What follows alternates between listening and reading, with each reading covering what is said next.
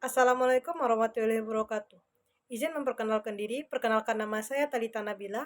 Di sini saya sebagai moderator dari kelompok 2 untuk presentasi kami yang dimana dengan tema kriteria pertanian berkelanjutan di lahan pengelolaan agribisnis Politeknik Negeri Lampung. Presentasi ini beranggotakan dari pertama Ainul Yakin, Dinda Melani, Gracia Dian Natali, Hutami Mahanani, dan Isma Ramawati.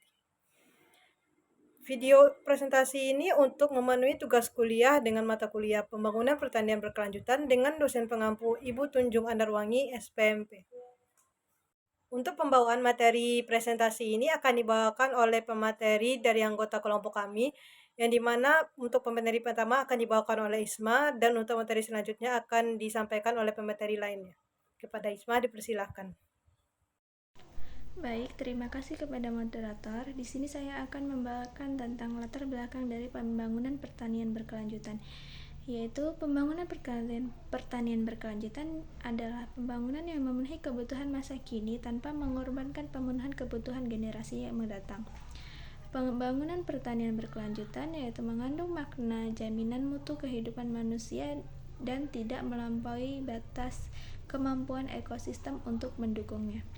Kelestarian sumber daya lahan, pertanian, dan mutu lingkungan, serta berkelanjutan sistem produksi merupakan hal yang kritikal bagi usaha pertanian di negara tropis termasuk Indonesia.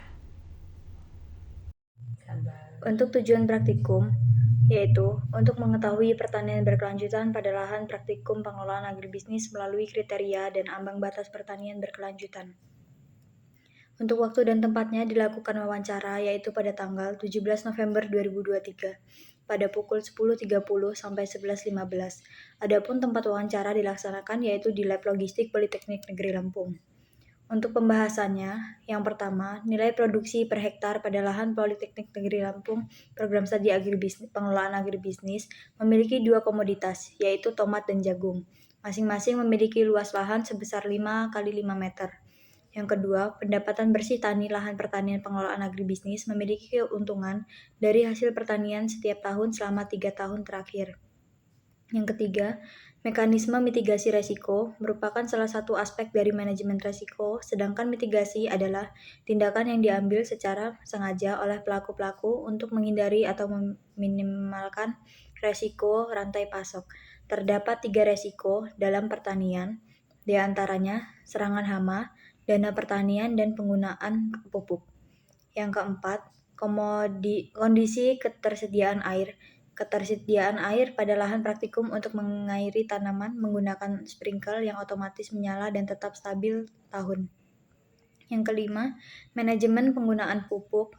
Penggunaan pupuk di lahan praktik sudah seimbang antara pupuk organik atau pupuk kompos dan pupuk kandang dengan pupuk kimia atau urea dan NPK. Yang keenam, manajemen penggunaan pestisida. Penggunaan pestisida berupa Fastak untuk hama ulat gerayak. Yang ketujuh, praktikum dukungan penggunaan keanekaragaman hayati basis agro. Lahan praktik pengelolaan agribisnis telah menerapkan dari kriteria pertanian berkelanjutan. Yang kedelapan, hak milik lahan praktikum tersebut bukan milik petani atau perseorangan, melainkan milik Politeknik Negeri Lampung. Yang ketiga adalah mitigasi resiko, yaitu tindakan yang diambil oleh pelaku pertanian untuk menghindari resiko rantai pasok.